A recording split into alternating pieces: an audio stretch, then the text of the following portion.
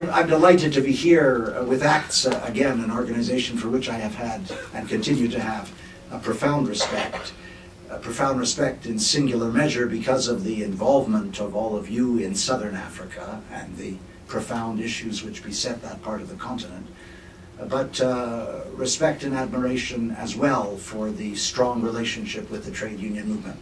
I'm a democratic socialist, always have been. They'll lay me in my grave a democratic socialist. And the trade union ties, which are very strong in my own country of Canada, it's quite wonderful to see them in evidence here. So on both grounds, I am exhilarated by sitting beside you and offering these remarks. I'm not doing it from the microphone, although usually I want to gesticulate wildly during the course of my speech, but I'm feeling relatively subdued. And I'm inching into my dotage, so sitting down is really an incomparable pleasure. I have been here for the last couple of days with a colleague at the back of the room, Miroslava Tatarn, who's working with me on AIDS-Free World, essentially lobbying members of Parliament and the Interparliamentary Group on HIV/AIDS, the Interparliamentary Group on Africa, lobbying all of them in regard to fundamentally three subjects. One, the Global Fund to fight AIDS, tuberculosis, and malaria. The other, UN Women. And the third, sexual violence. Those three themes have been interlaced through the discussions during the course of the day. Yesterday in particular, when we met a number of members of Parliament, both government and Labour, and I think by and large usefully attempting to persuade them that at the end of their multilateral aid review, which will presumably emerge sometime in February or March, there should be very strong contributions made to the Global Fund on the one hand and UN Women on the other. And I noticed with some pleasure that these were subject matters that you've been dealing with in your breakout sessions, and therefore I shall do something which for me is uncharacteristic. I shall actually address the issues I was asked to address. Normally I'm told what to talk about and I pay little attention, but on this occasion it meshes perfectly with your agenda for the day.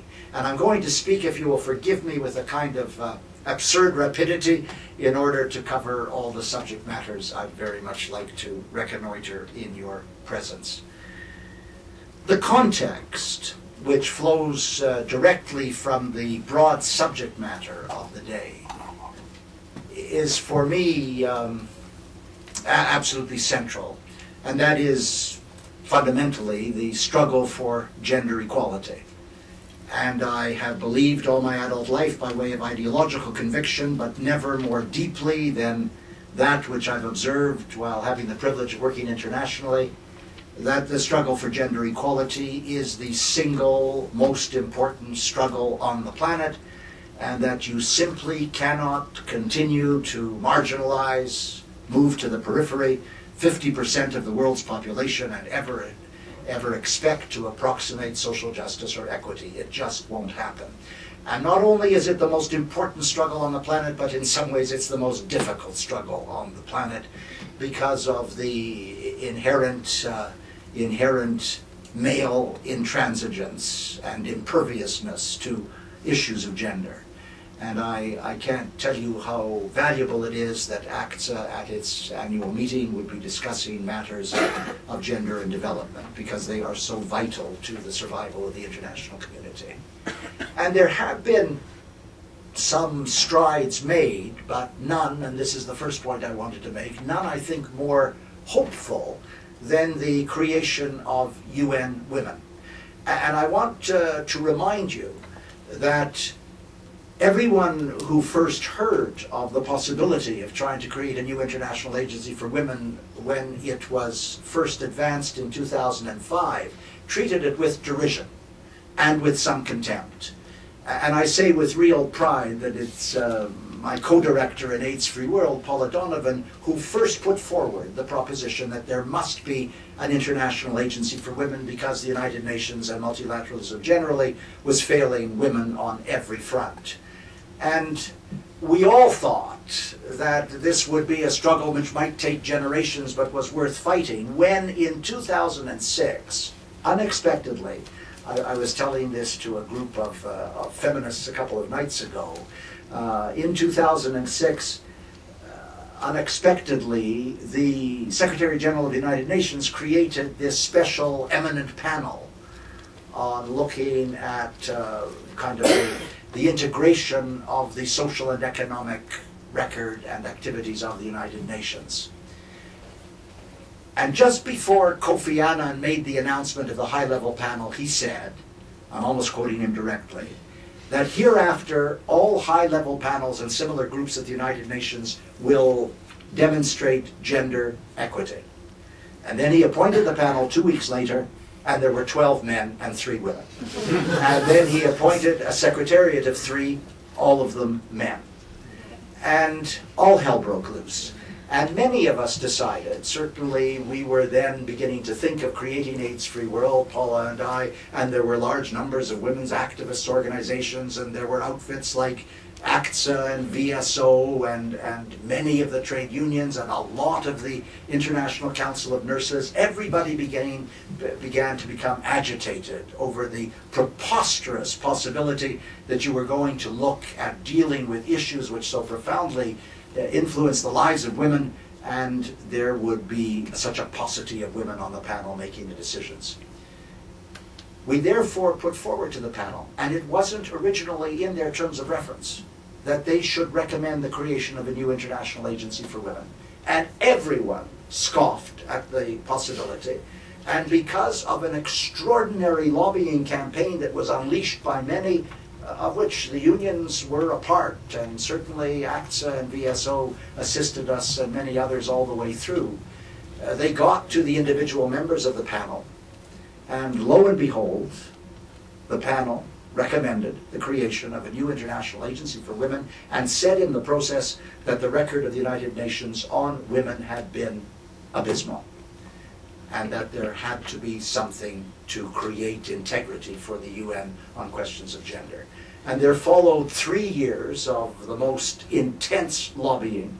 We used fundamentally a document which Paula had written, and I recommend to all of you, called Gender Equality Now or Never, in which she absolutely eviscerated the history of the UN as it dealt with women, and proved very, very influential in persuading a number of ambassadors from various countries, as well as the eminent panel, to take the issue seriously.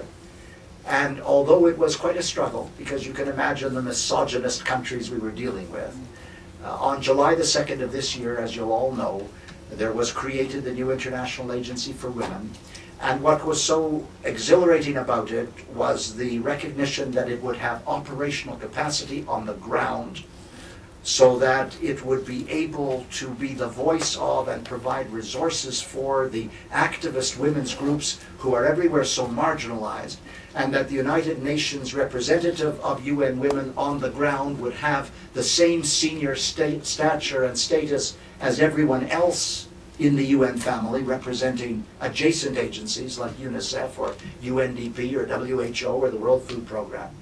That we would fund it initially at $500 million a year, seeking to have $1 billion by the end of the first year, and the year starts on January 1, 2011.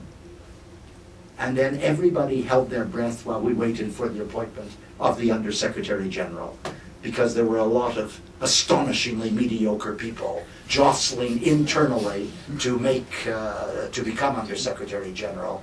And it was quite wonderful that, having said no first, Michelle Bachelet then said yes. So you have the former president of Chile, a quite remarkable socialist feminist, heading this new UN agency.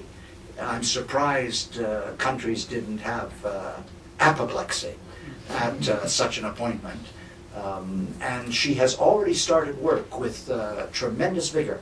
They're working on a strategic plan right now. I know that there is a meeting this Monday bringing together all of the little disparate groups that had dealt with women before, like UNIFEM and the Division on the Advancement of Women and the advisor to the Secretary General, that office. They've all been brought together. They're all looking at a strategic plan. They're looking at doubling the complement of employees. They're looking at the strength at country level. I mean, when you see the extent of the vulnerability of women, particularly in the developing world, and the indifference of the international community,